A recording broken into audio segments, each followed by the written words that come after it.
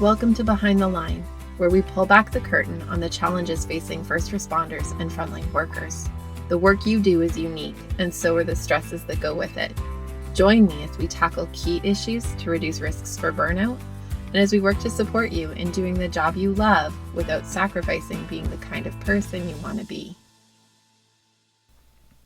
Hey there, and welcome back to Behind the Line.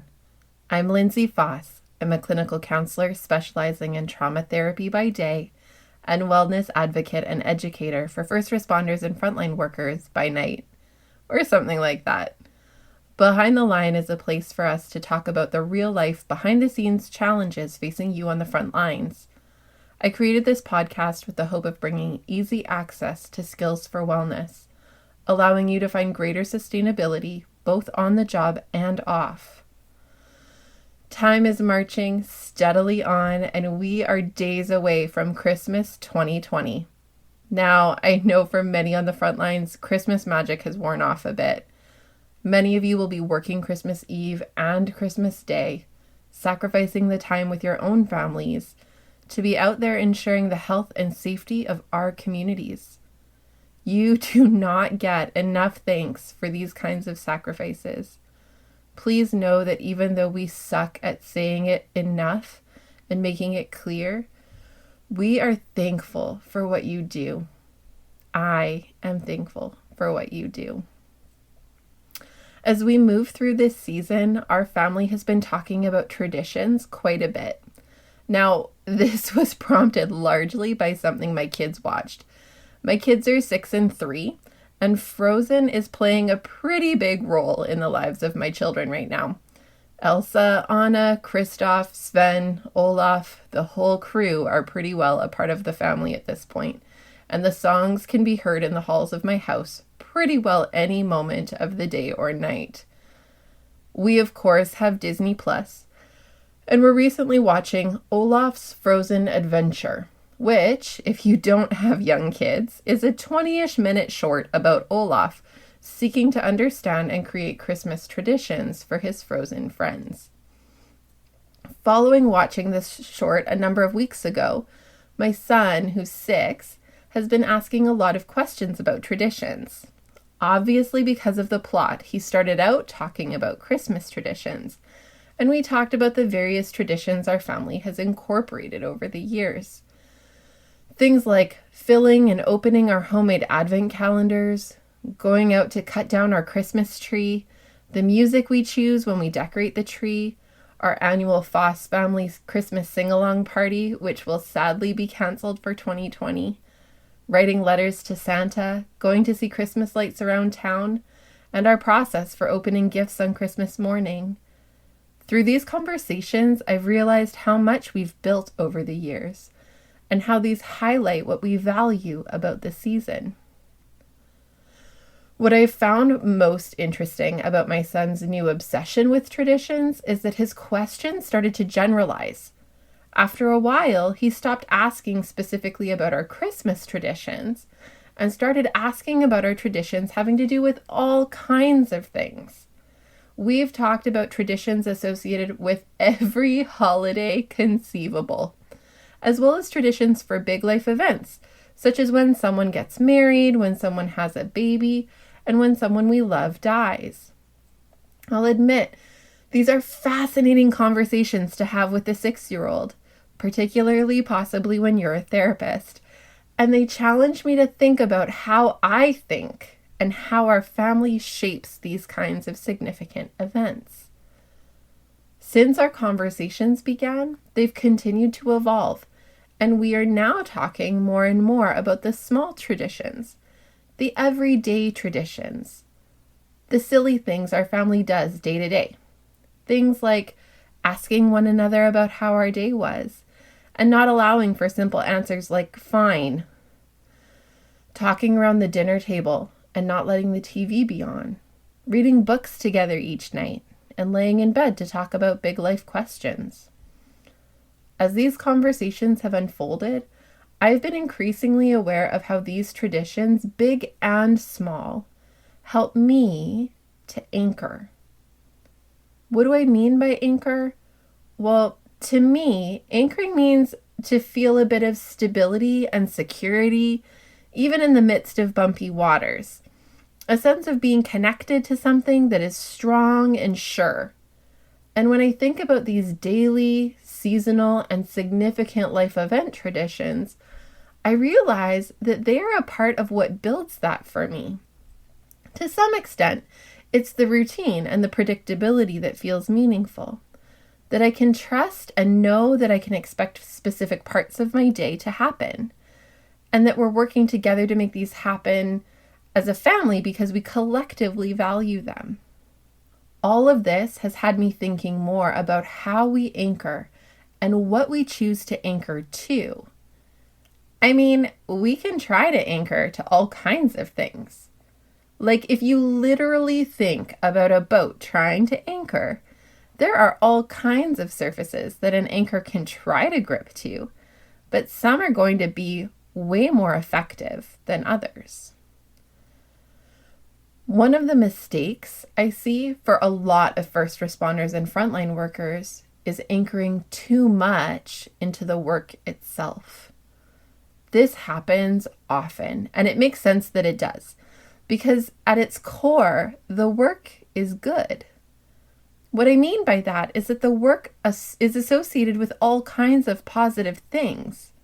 Being a helper, making a difference, risking and sacrificing of self to support others. Perceptually, the work is honorable and demands humility and self-sacrifice, all things that our culture praises and values. The work can also feel like it fits our personal interests of caring for others, helping others, solving problems, making a difference, and so on. And to some extent, all of these things are true. But there's another side to the work that we're often not warned about or sufficiently made aware of when we go into it. The systems level challenges that we've been talking about over the past few weeks can have a significant impact on how we feel about the work and how much we really get to engage in the parts of the work that feel meaningful to us. Now, let me clarify that finding a sense of meaning in our work is a good thing. In many ways, this is the goal in choosing a career, to experience a sense of vocation rather than simply a job. A job is something we do to pay the bills. A vocation, on the other hand, is an occupation that is regarded as particularly worthy and requiring great dedication. Vocation is connected to a sense of passion for the work and meaning associated with doing the work well. When someone seeks career counseling, typically they are seeking support to align their personal interests, passions, and natural capacities with work that is experienced as vocation, that brings personal meaning and fulfillment through professional experiences. So we recognize that finding a sense of meaning in our work is at its heart good. And it's a really common thing that we as people want to find. The challenge for vocation for first responders and frontline workers is that the work is complex. And while aspects of the work provide a sense of meaning and significance, other aspects drain the life out of us. I remember speaking years ago with a veterinarian who summarized this really well. He talked about how veterinarians go into the job because it's in alignment with their personal love for animals and their desire to experience meaning by helping animals. But once in the work, they end up spending a significant amount of time euthanizing animals. And not due necessarily to fatal illness, but more often due to the owner's choice to not fund more expensive ongoing treatments. The job for them ends up becoming draining emotionally and psychologically because the high-frequency tasks are fundamentally at odds with the heart going into the work and the sense of vocation attached to the work. Similarly, in first response and frontline work, the heart going into the work The sense of passion and vocation is often at odds with the work itself over time. Yes, you get to make a difference. Yes, you get to help people. And yes, what you do is incredibly important. But the persistent weight of systemic and individual limitations to helping can create disillusionment and jadedness, which feels like it disconnects us from our sense of vocation, passion, and heart for the work. The demands of the job are also so incredibly high that we tend not to have a lot of time to step back and think about how we're making meaning of the work that we do. We just know that our bodies feel tired. We're irritable and snippy with the people we care about, and we wonder if it's worth it.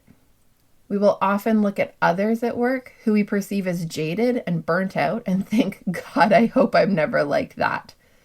And yet we tend to fail to see the warning signs that we're on the exact same slippery slope, because it's gradual and subconscious, and the nature of the work and life is such that we don't make the time to step back and see it for what it is. We will fail to see it until we are so far down the hole that it feels impossible to get back out. When our daily traditions and routines, the sources of our meaning making rooted in our values and passions, focus a significant amount of our sense of meaning in our work, it can be dangerous. The work you do is in constant flux and is regularly interacting with some of the hardest and ugliest aspects of human existence. It's confronted by limitations, bureaucracy, and helplessness while striving to intervene, make a difference, and be a source of hope to others. It sits in contradiction. We've been talking about a strategic action plan for wellness since the beginning of the series, and this is one more layer. There are two specific pieces I would argue are connected to being intentional and strategic when it comes to how we identify with the work and the meaning it has for our lives. First, when you anchor into the work, anchor into it well. What I mean by this is take time to step back from the tasks, the limits, the challenges, the yucky stuff, and allow yourself to anchor into the meaning it has for you and what it means about you that you continue to be in the work. I know that in my work, it can be easy to get caught up in feeling like a session went a bit sideways, the number of phone calls I didn't get a chance to return, the weight of a specific story that was shared that day, or my confidence in the outcomes of a suicide risk assessment. The stuff can cloud my ability to stay connected to why any of it matters. And if I hurry through my day and then race home, I will carry the weight of all of this with me without any of the protective factors of being anchored into the meaning of it all. I have a routine in my day now, a tradition, if you will, of taking a few breaths at the end of my day before I head to my car to go home. I take a few breaths and I remind myself that I love my work. I love being allowed into the lives of my clients. I'm honored by their willingness to let me come alongside them. I work at connecting to that part of me that chose this career so many years ago that wanted to make the world a better place for just one person at a time. And I try to focus on ways that I was able to engage with that goal on any given day. I haven't always taken this pause at the end of my day. I used to race home and launch myself into the next thing and the next thing and the next thing, and then I would wake up the next day and do it all over again. And you know what I can tell you about that time in my life? It is the deepest into burnout I have ever run. It was early in my career, and I wasn't given the tools to know what was happening or how to change it. The reality was that because I cared deeply about my work, I believed that my work was incredibly important, and I found significant personal meaning in it. When hard days happened, which they were bound to when working at that time with sexual assault and domestic violence survivors struggling largely with PTSD, but it felt like it sunk me. Their struggles became markers of my success or failure, and it was way too much. I'm not going to suggest that I have never tended toward burnout since then. I find for myself and those I know and those I work with, managing the risk for burnout is a tenuous balancing act that has some ebb and flow. But let me tell you, that pause at the end of each day is a lifeline for me. It is the space where I can look at where I am at and get a sense of where I am in that ebb and flow.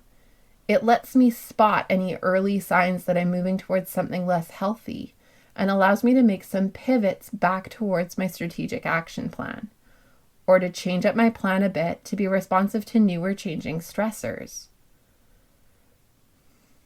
I said that there were two pieces connected to how we identify with our work and the meaning we make of it. As I just spoke about, the first was anchoring into the work well and being intentional about carving out time to focus on specific aspects of the work that highlight a healthful, meaning-making process. The second is not letting the work be the exclusive source for meaning. Now, this might seem obvious, and yet to a lot of people, they seem to really struggle to implement this. I think this is because when we're in the work, yes, it's chaotic and crazy, but it's also familiar. And often, we're surrounded by a team of colleagues who are like family and in it with us. We know who we are when we're in the work. We know who and how we're supposed to be. There's a sense of stability in the instability, a sense of predictability in the chaos, and it can absorb us. What this can look like is going home at the end of the day or being in public settings in your personal life and strangely craving being back at work where you know where and how you fit. I've had moments like these.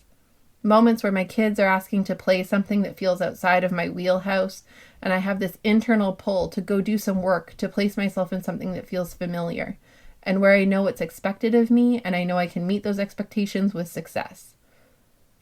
Can you think of some of those moments that have felt like this for you? Parties you've been at where you've had no idea what to say or how to carry on a quote-unquote normal conversation. Interactions in daily life where it feels like you don't know how to be, again, quote-unquote normal, or not knowing what to do with yourself when you have some downtime. We have to be careful. The work you do is important, without a doubt, but when we make it an exclusive source of meaning, we're entering a precarious space where the likelihood for burnout rises exponentially, and where our general capacity to experience life satisfaction decreases significantly. You know, when you go to the bank to discuss investing, they talk about diversifying your portfolio. It means putting a little bit in a lot of different places in an effort to balance out the volatility of the market. Life is like this. We have to diversify our portfolio when it comes to how we make meaning of ourselves and our world, in an effort to balance out the volatility that life is filled with. Hello, 2020. Work can be one part of our meaning-making portfolio, but it cannot and should not ever be the only one.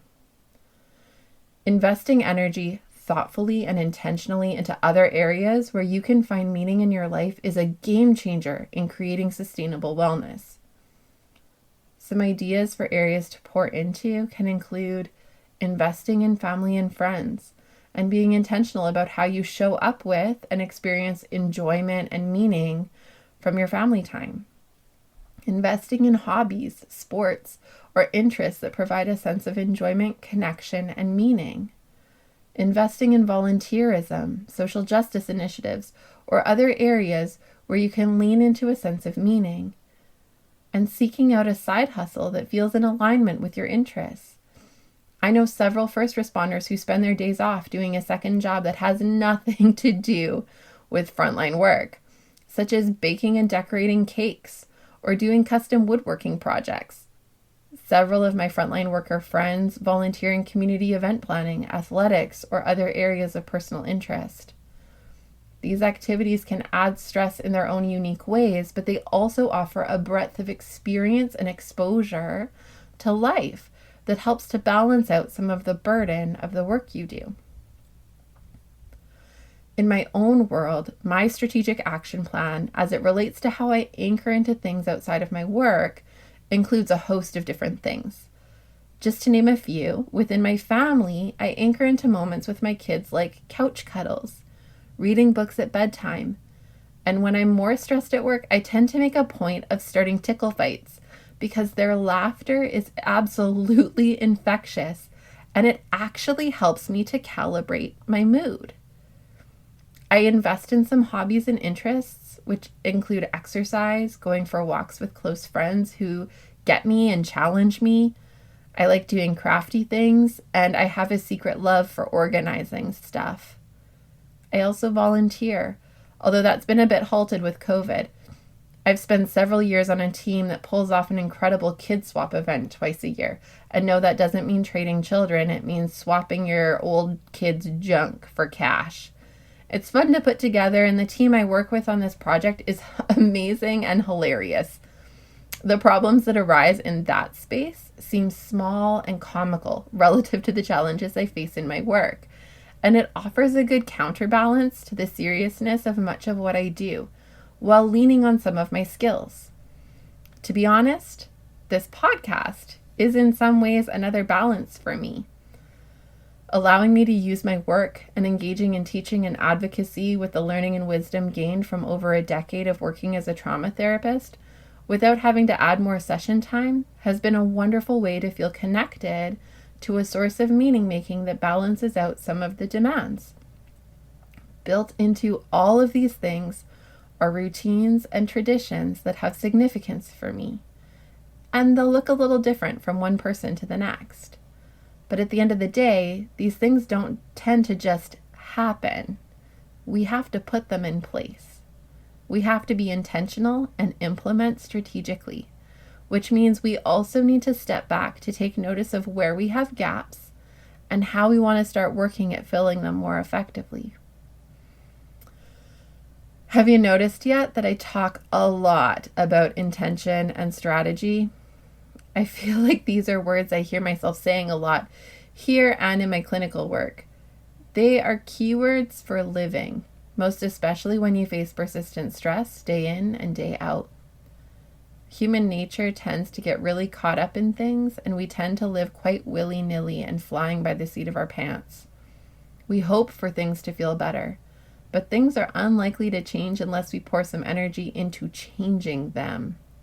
And they won't change in a direction we want unless we work at moving it in that direction. So you will keep hearing me talk about intention and strategy because this is where we need to invest. This week, I want to encourage you to think about your own family traditions.